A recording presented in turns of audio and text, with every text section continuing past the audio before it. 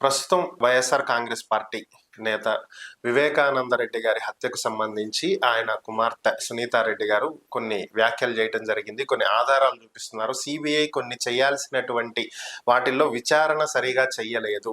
So కొంతమందిని సరిగా విచారించలేదు, కొన్ని స్టేట్మెంట్లు సరిగా నమోదు చేయలేదు, కాంట్రడిక్షన్స్ ఉన్నాయి అనేది ఆమె ప్రధానమైనటువంటి ఆరోపణ.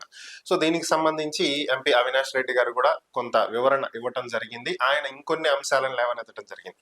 సో వీటి మీదే మనతో విశ్లేషించడానికి ప్రముఖ రాజకీయ విశ్లేషకులు పురుషోత్తం రెడ్డి గారు మనతో ఉన్నారు. ఆయనతో మాట్లాడదాం. నమస్తే పురుషోత్తం రెడ్డి. నమస్తే చరణ్ గారు, చెప్పండి. సార్, ప్రజెంట్ ఏదైతే వివేకానంద రెడ్డి గారి హత్య కేసుకు సంబంధించిన విచారణ సుదీర్ఘంగా కొనసాగుతూ ఉందో మనకి దాదాపు 7 ఏళ్ళు అవుతుంది. ఇప్పటికి కూడా ఒక కొలిక్కి రాల. సునీతారెడ్డి గారు ఇప్పుడు కొత్త అంశాలను లేవనెత్తారు. సునీల్ యాదవ్ ఇంట్లోనే ఉన్నాడు అని చెప్పి ఒకసారి చెప్తున్నారని, వాళ్ళ తమ్ముడు కిరణ్ యాదవ్ మాత్రం లేడని చెప్పి తల్లి చెప్తుంటే ఉన్నాడని తమ్ముడు చెప్తున్నాడు.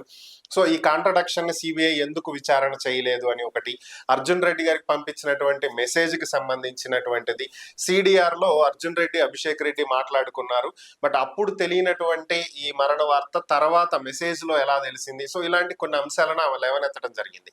అలాగే అక్కడ ఉన్నటువంటి లేఖ, ప్రధానంగా ఈ లేఖ గురించే గతంలో కూడా చర్చ జరిగింది, దాని గురించి కూడా ఆమె లేవనెత్తారు. వీటన్నింటినీ మనం ఎలా చూడాలి? సిబిఐ సరిగా విచారణ జరపలేదు అనేది ఆమె ఆరోపణ. దీన్ని ఎలా చూడాలి? చరణ్ గారు, బేసిక్ ఈ దేశంలో అత్యున్నత న్యాయస్థానం సుప్రీంకోర్టు, అత్యున్నటువంటి విచారణ సంస్థ central bureau of investigation CBI పరిధిలో ఉంది.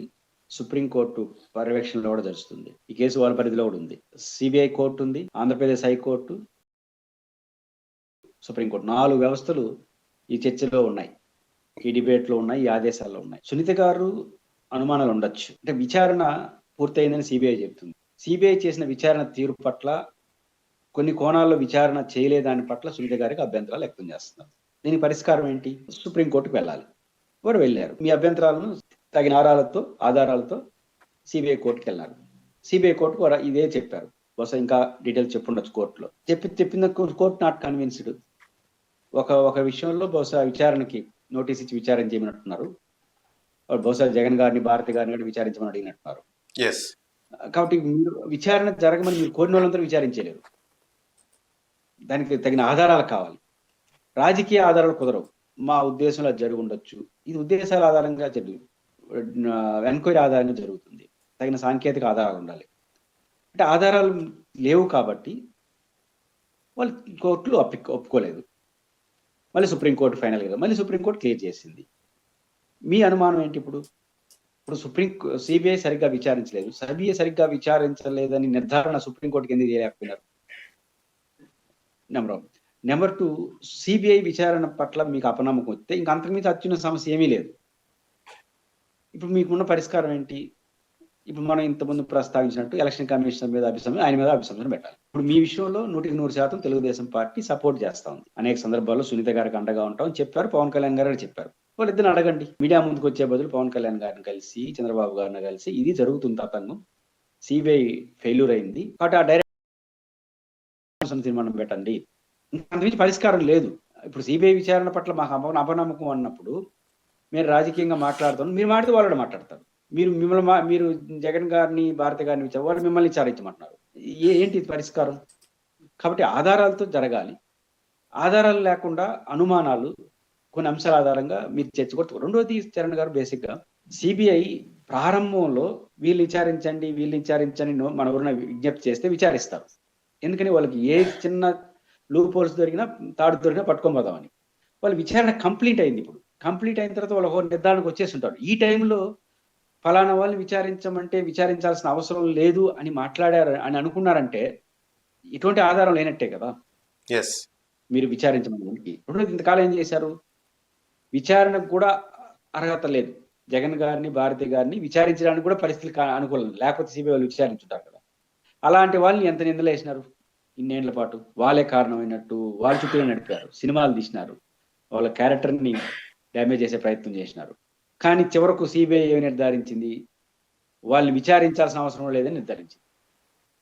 వాళ్ళకి బాధ్యులు కాదు కదా, విచారణ కూడా అవసరం లేదని చెప్పింది. విచారించలేదంటే అర్థం విచారణ అవసరం లేదని కదా, మీరు చెప్తాను విచారించలేదని.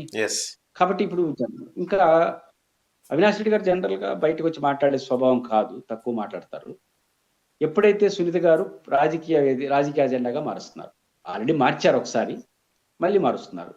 ఇంకంతే సిబిఐ వదిలేండి, నేను వదలను, జనంలో పోతాను. జనంలో మీరు పోరాడబోవాలి కదా, తప్పదు కదా. ఎస్. పైపిచ్చు 2024 ఎన్నికల్లో షర్మిల గారు అనుకుంటాను ఒక మాట అన్నారు కడప లోక్సభ క్యాంపెయిన్ లో. కోర్టులు ఏం చెప్తాయో తెలియదు, సిబిఐ ఏం చేస్తుందో తెలియదు, ప్రజాకోర్టు అనేది చాలా గొప్పది, మేము నమ్ముతాము. ఈ ఎన్నికల్లో కడప లోక్సభలో అవినాష్ రెడ్డి గారి హత్యకు సంబంధించిన బాధ్యుడు అవినాష్ రెడ్డి అయితే, వివేకానంద రెడ్డికి సంబంధించిన హత్యకు కారణమైన వ్యక్తి అయితే ఆయన ఓడించాడని పిలిపించినారు, మమ్మల్ని గెలిపించాడని పిలిపించారు. మీరు ఇచ్చిన పిలుపుని ప్రజలు ఏమి తీసుకున్నారు? అవినాష్ రెడ్డి గారిని గెలిపించినారు. దీని ఆధారంగా మీరు నిజంగా ప్రజాకోర్టు అనే చర్చకు వస్తే అసలు ఇంకా మాట్లాడకూడదు, తీర్పిచ్చేశారు ప్రజలు. మూడో ప్లేస్ గెలిపినట్టున్నారు. పైపించి రాష్ట్రం అంతా వైసీపీ వ్యతిరేక గాలి. కడపలో కూడా లోక్సభలో 7 రెండో ఎందుకు గెలిచినట్టు మెజారిటీ ఓడిపోయినారు. అయినా అవినాష్ రెడ్డి గారికి గెలిచారు అంటే ఖచ్చితంగా అంటే దీని ఆధారం నేను ఆ రోజు కూడా రేపు అవినాష్ రెడ్డి గెలిస్తే ఆపేస్తాం, గెలిస్తే అది చర్చ కాదు, విచారణ సమస్య చేయాలి తప్ప ప్రజలకి రకరకాల అని చెప్పినాం. అంటే మీరు ఆ రోజు ప్రజాకోర్టులోకి వెళ్ళారు, ప్రజాకోర్టులో తీర్పు అదే వచ్చింది. కాబట్టి ప్రజాకోర్టు మంచిది కాదు. కోర్టుకి వెళ్ళండి, కోర్టులో కుదరకపోతే ఇంకా మీకు ఆధారం అంటే పార్టీని కన్విన్స్ చేసి అభిశంసన పెట్టండి, అంతే తప్ప జనంలోకి వచ్చేస్తుంటే రావచ్చు. కానీ మీరు అట్లా ఇదే పద్ధతిలో ఉంటే అవినాష్ రెడ్డి గారు ఇంకో కోర్టులో మూవ్ అవుతారు. సుప్రీంకోర్టు వన్స్ ఒక డైరెక్షన్ ఇచ్చిన తర్వాత నేను పోతానంటే ఖచ్చితంగా కోర్టు వద్దంటుంది, మీరు మాట్లాడడానికి వీల్లేదంటే, ఏదైనా ఉంటే పోయి సిబిఐ ముందు చెప్పుకొని అంటుంది. కాబట్టి ఈ చర్చ కూడా ఎక్కువ నడదు. కాకపోతే వాళ్ళు రాజకీయ కోణంలో వెళ్తున్నారు. మనం దురదృష్టం, ఎందుకంటే వివేకానంద రెడ్డి కేసులో సమాజం ఏమంటుందంటే తప్పు చేసిన వాడెవడు, వాడికి సహకరించిన వాడెవడు, వాడు శిక్ష గురి కావాలి తొందరగా అని కోరుకుంటా ఉంది.